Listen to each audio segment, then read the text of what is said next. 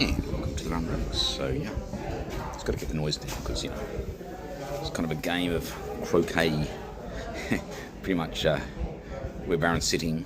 I'm just kind of at the edge and cheers. Got a hard chocolate. Cheers. I actually think croquet. Well, I've never played croquet. It kind of looks kind of boring. When I say boring, I think lawn bowls is very good. Playing lawn bowls. Yes, Baron's played lawn bowls. I've played some indoor lawn bowls as well, and I think it's very good. I don't know. I may get into lawn bowls, and I don't know. Maybe compete in the Com Games. But no, I think lawn bowls is great. Yes, tennis, but it's intensive. So I don't know. Pickleball, ideally. So I don't know. What sports do you sort of play? I think golf's good as well, but you kind of don't want it too difficult. You want a kind of a 9-hole, maybe a simple course. But what is it? What is sport about anyway? Is it really about trying to be good, or just it's kind of something, or maybe just experiencing playing the different sports as well, which I think is good. But I think you sort of have to hit the ball. Like you can't just play golf and not actually hit the ball, sort of thing, or tennis for that matter. So yeah, I think you have to at least be able to kind of hit the ball and sort of get a few pars, a few birdies, and that sort of thing. Golf and in tennis, well, you need to have a sort of a bit of a rally in tennis, but yeah, trying to get to a good level is just a waste of time. So yeah, as Baron has kind of found out after trying to be the best at tennis and kind of failed, but can't be good at everything, Baron. Cheers. Yeah, so the Royal Tennis Court. So yeah, ideally it'd be good to join this club, play some croquet, play some lawn bowls, play some tennis, and of course the Real Tennis Court. Expected completion December. So that's kind of the plan. I signed up for temporary membership. I don't know if you're in 5K or something. It's kind of like the club rule. They have if you're in 5K. In fact, it's the opposite. It's the opposite. So at Cheltenham, if you're within 5K, you can become a temporary member. If you're outside 5K, you have to pay $10 to become a temporary member. Whereas for a club, if you're in 5K, you have to become a member. If you're in 5K, you have to become a member to go into the club. But if you're out 5K, you don't have to be a member. So yeah, in just like just any pub and club. So it's kind of the inverse to your standard pubs and clubs. Reason being, I don't know. It's something to do with the liquor thing. Baron drinks no alcohol, doesn't gamble, doesn't even drink coffee, vegetarian, and still has to comply. But that's fair enough. We don't want some sort of apartheid system in clubs and pubs, New South Wales. So yes, the croquet. So let's just have a look at the croquet. Let's just do a rear. The rules I don't quite understand. So the idea is, yes, you somehow got to get it through this. Use this mallet. Use a mallet, and somehow you got to get it through the. Yeah, as you can see. There's obviously skill in it, but I don't know. It just looks boring. But maybe worth just trying a couple of times.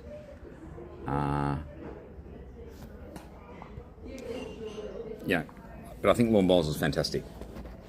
And everyone thinks that, lawn bowls, retirement sport. Well, I guess so, but I think it's pretty good.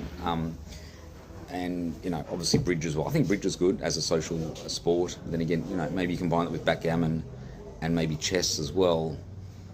Is there a problem with playing all different sports, all different games? I can't see a problem with it.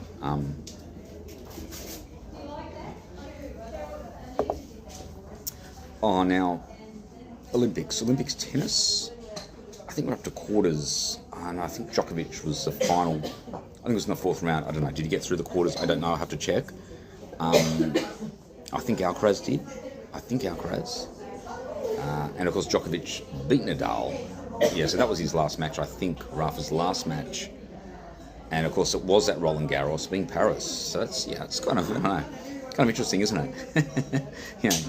Think of his run at Roland Garros, 14 French.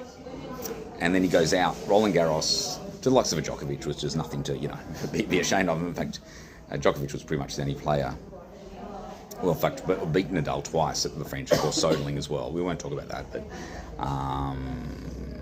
but what a run! What a run! Rafa Nadal, French, 14. No one's going to get anywhere near that, at least at the French. In fact, and everyone thinks that he's Djokovic 10 Australian, but in fact Margaret Court 11 Australian so Opens. much for waiting. That's all right, no problem at all. No one ever mentions that. Yeah, just kind of. Yes, I think it's great. Djokovic 10 Australian, but why not talk about Margaret Court? 11 Australian, 11 AO. Yes, it was played on grass. I agree, but still, it's still 11, and the records still show 11 AO Margaret Court, GOAT. and of course Roger Federer, yes, he got 8 Wimbledon, but then again Navratilova 9 Wimbledon singles. She just dominated on grass, absolutely just dominated with the 31 doubles as well, and really just grass basically. Did she win a French? I don't think so. I don't think she won a French at singles. She won 16 or 17 or something singles, and she won 59 total. And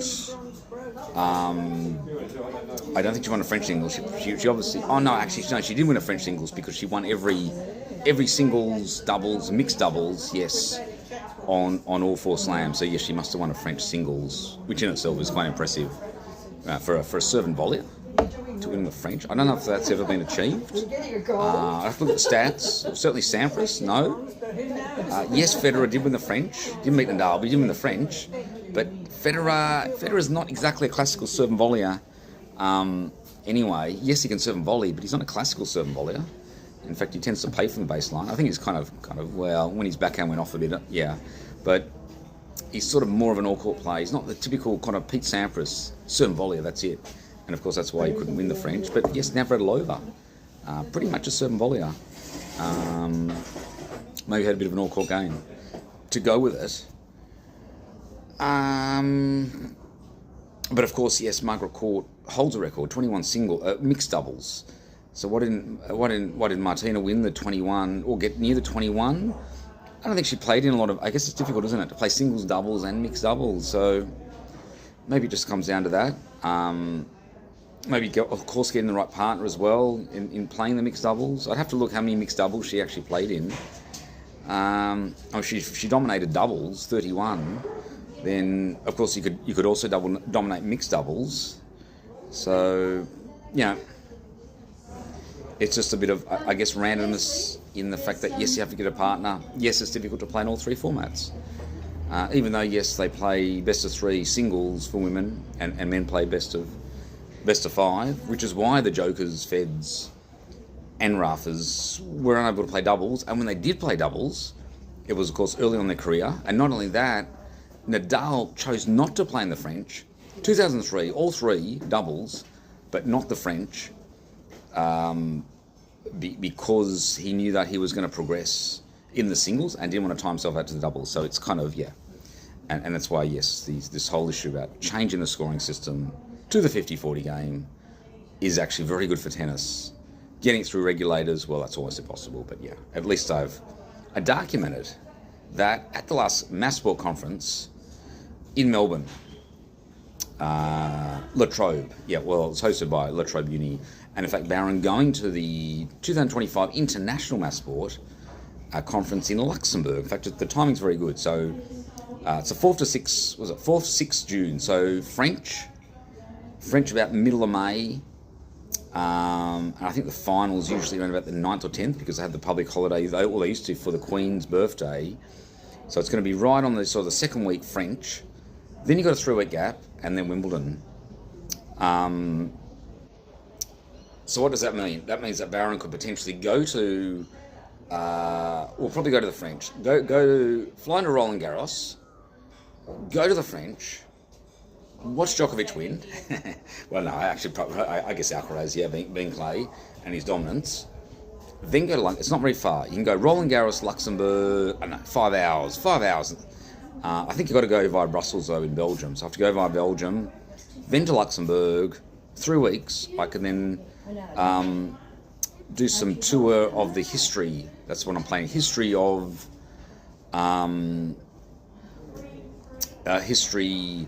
of raw tennis. So yeah, I go to a few places, probably the oldest courts or the oldest played courts. Yes, there's Hampton Court, the famous Barrambina Hampton Court, but there's some actually older courts. Actually, I think there's one in Scotland and of course in France, because tennis originated in France.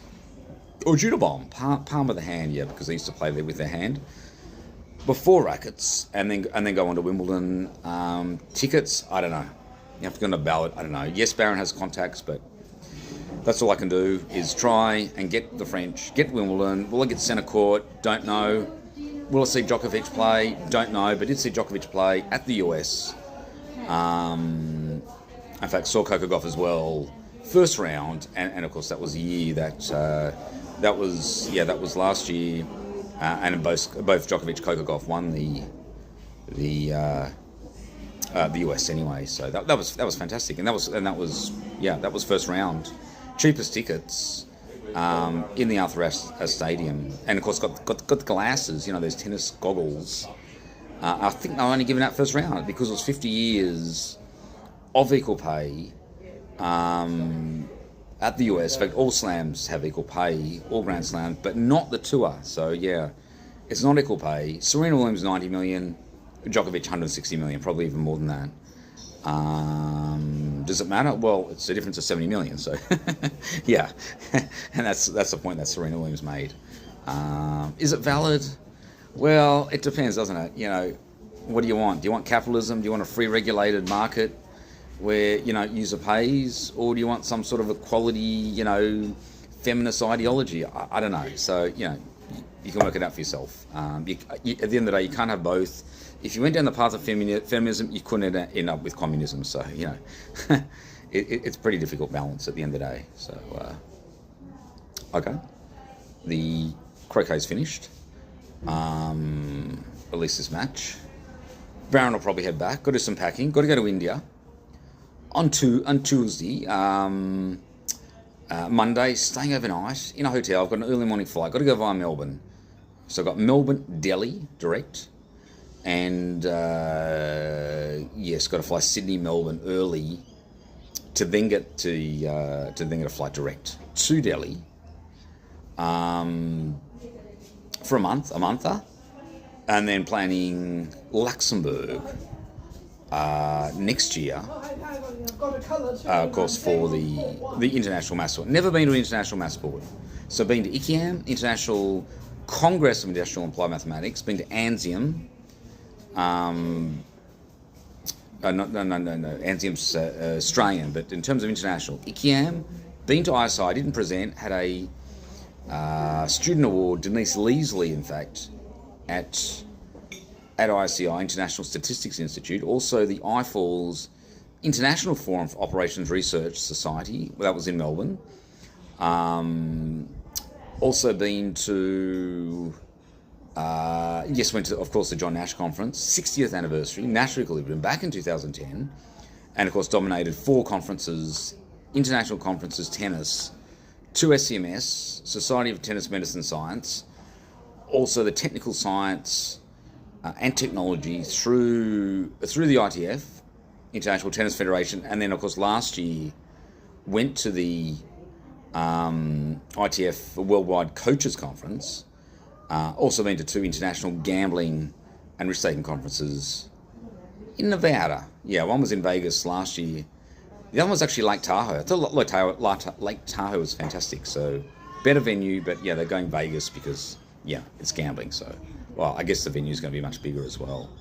And then recently went to the ICME International Congress for Mathematics Education. So really dominated, kind of maths, I guess, gambling, tennis conferences. And of course, been to a lot of maths sport, but they're kind of local or national conferences. So they don't count, Baron. Okay. I think we'll leave it there. It's a 14.5-minute streamer.